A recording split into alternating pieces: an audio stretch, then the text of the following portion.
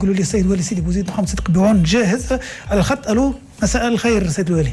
اهلا وسهلا سي فوزي، وتحيه ليك وكل مستمعي اذاعه كرم FM. مرحبا بك سيد الوالي. اذا نحن كما كنت ذكرت في البدايه عندنا اكثر من 450 اصابه بفيروس كورونا، والوضع معناها اصبح ينذر بالخطر. اجتمعت اللجنه الجهويه لمجابهه كوفيد 19 امس تحت اشراف سيادتكم في مقر الولايه. لو تسمح تعطينا اهم مخرجات هذه الجلسه. شكرا سي فوزي. بالطبع كما تفضلت وذكرت انه هناك احنا اليوم وصلنا تقريبا الى حدود اكثر من 450 حاله ايجابيه للكوفيد 19. والفتره الاخيره الولايه وخاصه معتمديتي سيدي بوزيد الغربيه والسباله شهدت انتشار كبير وبسرعه معناها غير مسبوقه لهذا الفيروس.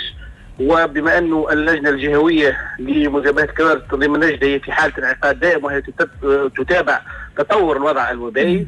بالأمس تم عقد جلسة لاتخاذ جملة من الإجراءات للحد من العدوى الأفقية، وقد خلصت اللجنة إلى الإجراءات التالية. أولا هو قرار حظر التجول بمدينة سيدي بوزيد ومعتمدية السبالة انطلاقا من الساعة 8 مساء إلى الساعة 6 صباحا، انطلاقا من اليوم الجمعة 2 أكتوبر ولمدة 15 يوم.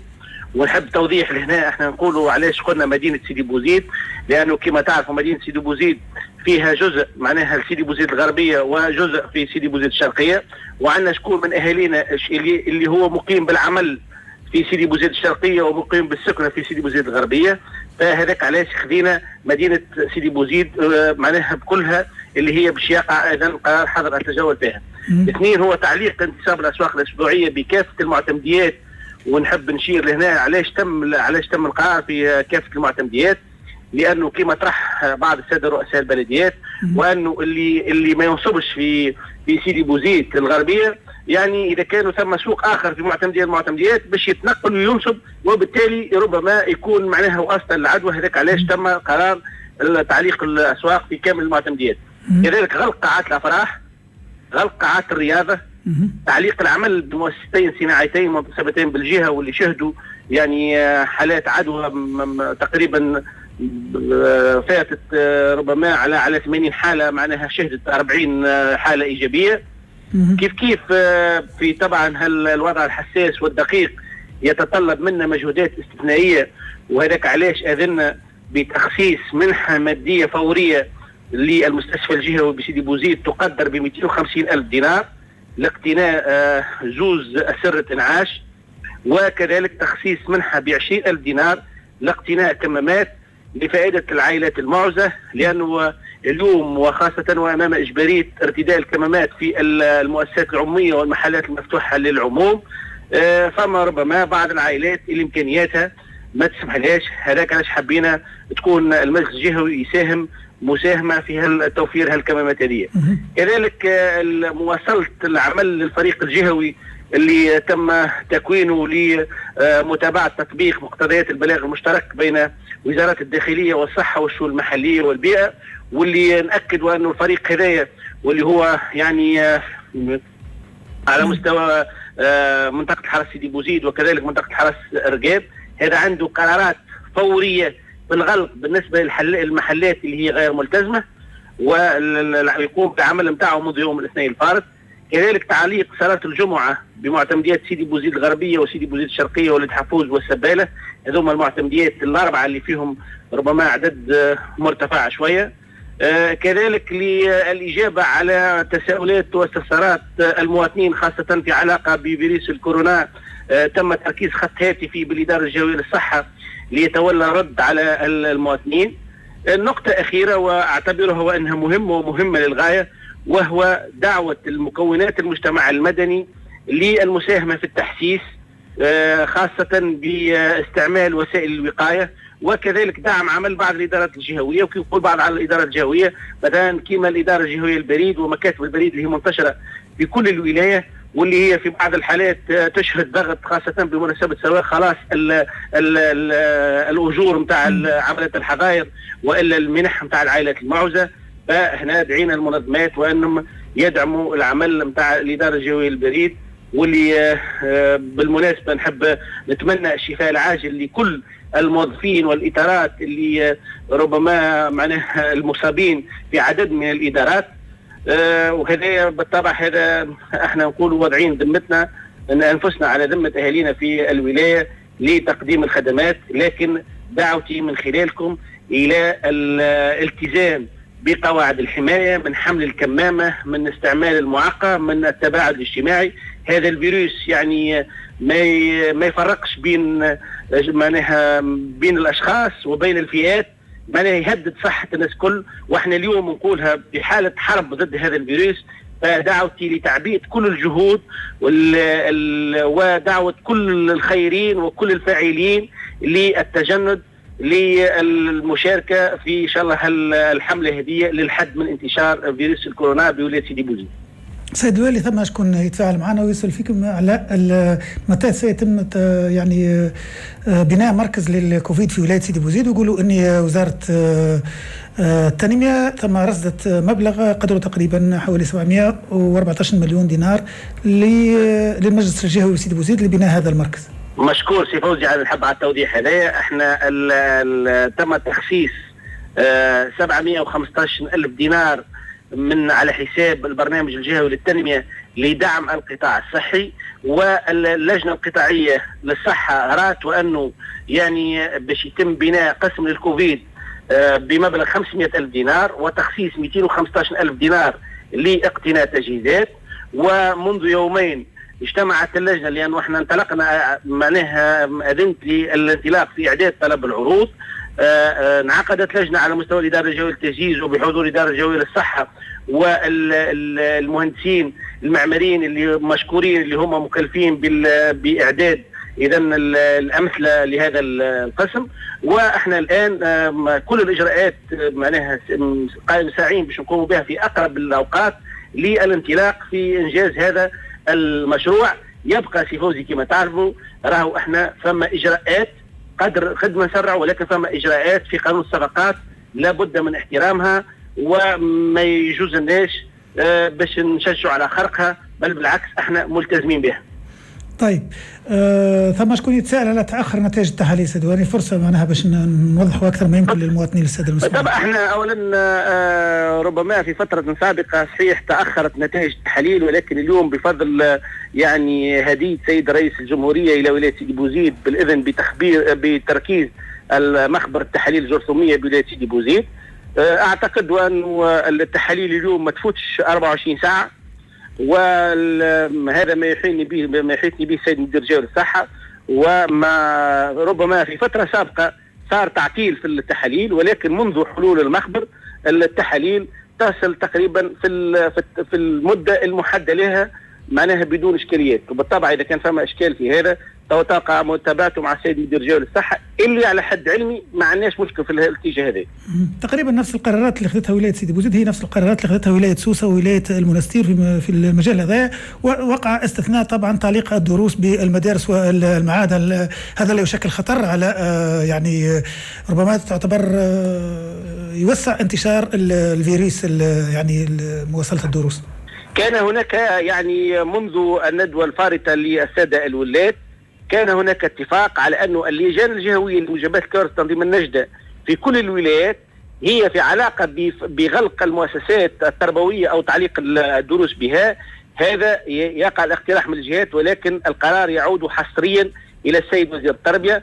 وإحنا رفعنا القرار هذا المقترح هذا للسيد وزير التربية، اللي ربما وزارة التربية عندها تمشي آخر، وأنه معناها الحفاظ على السير على الأقل الحد الأدنى للسير الدروس بالمدارس الابتدائية والإعدادية والمعاهد الثانوية، والتعامل مع المؤسسات التربوية حالة بحالة. هو في الحقيقة ثم رسالة معناها مؤكدة من أستاذ محامي ما نحبش نذكر الأسماء، مؤكد يقول لي بلغ رسالة للسيد الوالي والسيد رئيس البلدية باعتبارهم هم السلطة الجهوية والسلطة القانونية تخول لكم بأخذ إجراءات قانونية تخص الحفاظ على النظام العام والصحة العامة، جزء من النظام العام والسلطة الترتيبية تخول لك اتخاذ إجراءات مشددة فيما يخص حفظ الصحة العامة دون الرجوع للمركز وللسلطة رئيس الحكومة. معناها بلغت محب نتفاعل معاه الأستاذ الأستاذ المحامي، وتحية بالمناسبة لكل السادة المحامين. حب نقول له راهو سلطة الضبط الإداري اللي ممنوحة لي ما تخلينيش وأنه نعلق الدروس في المؤسسات التربوية. هذا يعني بالطبع كما شرط وأكدت عليه، هذا يعود للسيد وزير التربية، لأنه هذا ممنوح له لي حصريا. طيب، السؤال قبل الأخير سيد الوالي، كيفاش نجموا المواطنين، خطر لنا في الفترة الأولى من انتشار فيروس الكورونا وكانت معناها برشا من أبناء جهة سيدي بوزيد في الداخل والخارج تبرعوا للمستشفى الجهوي سيدي بوزيد، وكانت يعني النتائج حقيقة يعني في مستوى انتظارات أبناء الجهة. توا كيفاش يحبوا معناها ينجموش معناها كيفاش الطريقة أو آلية بأكثر شفافية سيد الوالي باش الناس تتبرع لبناء قسم الكوفيد في ولاية سيدي بوزيد؟ احنا بالطبع هذا تجاوبا مع دعوات بعض الناشطين في المجتمع المدني والجمعيات وحتى بعض ابناء ولايه سيدي بوزيد بالخارج اللي بالمناسبه نحييهم، وفما حتى شكون كان اتصل بيا في هالموضوع هذايا. احنا وضعنا في بلاغ رسمي، وضعنا الحساب الجاري للجنه الجهويه للتضامن، يعني وهي لجنه مستقله ومحايده وعندها هيئه مديره تشرف عليها. وضعنا الحساب الجاري للجنه على ذمه كل معناها التبرعات، سواء كانت من مواطنين او مؤسسات، والتبرعات هذه ستوضع حصريا على ذمه الاداره الجهويه للصحه للتصرف فيها. واضح. اخر ملاحظه تقول انه حظر تجوال في ولايه سيدي بوزيد في الليل بطبيعه ما ثم حتى واحد يدور يقول لك باستثناء البعض، يعني حظر تجوال يعني كاجراء مراد منه يعني ما عندوش فائده كبيره يعني في الحد من فيروس كورونا. ممكن في منستير وسوسة اكثر باعتبارها مناطق سياحيه ومناطق ساحليه وفيها ملاهي ليليه وفيها مطاعم الى غير ذلك. اما بالنسبه لسيدي بوزيد يقول لك ان منطقه فلاحيه الاجراء هذا ما عندوش يعني قيمه كبيره. والله احنا شوف كان ربما التوقيت، انا بالعكس انا من ربما ما نتفقش معاك برشا، لانه الاجراء هذا باش يحد من حركه المواطنين وخاصه من التزاور وربما بعد المناسبات.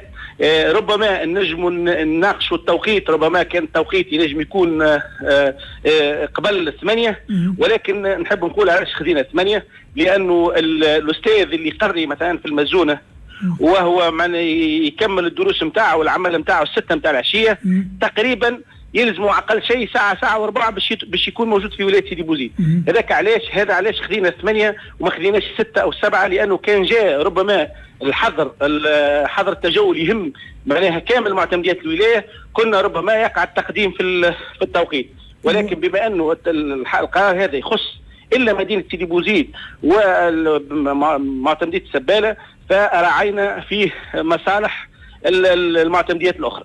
واضح. هو تقريبا كل اغلبيه الاطارات التربويه خاصه في اللي يسكن في ولايه سيدي بوزيد يخدموا دائما في المعتمديات المجاوره كما السباله وبير الحفي والاسوده وغيرها، معناها كل الاطار التربوي تقريبا يسكن ويتنقل يوميا. طيب سيد الوالي، نحب نعاود نذكر ال 250,000 دينار هذه هي ماهيش للبناء مركز كوفيد، انما هي للسبيطار هكا؟ لا ال 250,000 دينار هي منحه استثنائيه تم تخصيصها لفائده المستشفى الجهوي. ونحب نقول ال 250,000 دينار نظرا لأنه احنا في وضع حرب ضد هذا الكوفيد، ونظرا لأن في ظرف استثنائي تم تخصيصها على حساب برامج أخرى، ولكن رينا من الضرورة أن اليوم الأولوية المطلقة هي لدعم القطاع الصحي ولدعم إطاراتنا الطبية والشبه طبية والصحية بصفة عامة، حتى على الأقل نساهموا معهم بالتوفير الحد الأدنى للنجاح في الحد من انتشار الفيروس الكوفيد 19. طيب باش نخلي لك دقيقتين في الاخر هذاك كلمه باش توجه بها انت لهذه سيدي بوزيد، لكن قبل هذا نحبوا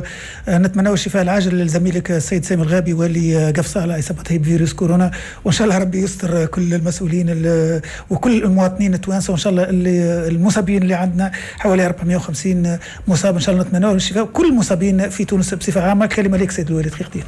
ما نضم زاد صوتي لصوتك، اولا للتمني بالشفاء العاجل لزميلي، ونحن كلنا مناش في منأى على هذا الفيروس. كذلك نحب نتمنى الشفاء العاجل لكل اهالينا المصابين بولايه سيدي بوزيد، ونقول لبقيه اهالينا اللي هم ان شاء الله ربي بقى عليهم الستر، نقول راهو لابد ثم لابد من احترام اذا وسائل الاجراءات الخاصه بالحماية، حمل الكمامة إجباري. نقول كذلك راهو استعمال المعقم لابد منه، التباعد الاجتماعي في كل المساحات اللي موجودين فيها هذا راهو ضروري.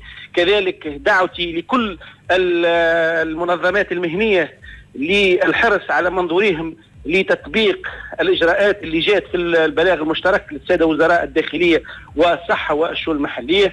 ونقول راهو اليوم كما نجحنا ولاية سيدي بوزيد كما نجحت في الفاغ الأولى اللي معناها نتاع الفيروس، رانا احنا توا بإذن الله قادرين ننجحوا وقادرين نكسروا هالعدوى الأفقية هذه ونرجعوا لما كنا عليه. ولكن هذا راهو ما يتم إلا بحالة الوعي اللي يلزمها تكون يعني في درجة متقدمة، ونكونوا يعني على تقريبا في وعيين بالخطورة اللي موجودة. راهو لا قدر الله راهو عائلتي وعائلتك وخويا وخوك وامي وامك راهم مهدين، وخاصة ابائنا المسنين. فبكل لطف وبكل حب وبكل تقدير يعني دعوة لأهالينا في ولاية سيدي بوزيد اللي عينتنا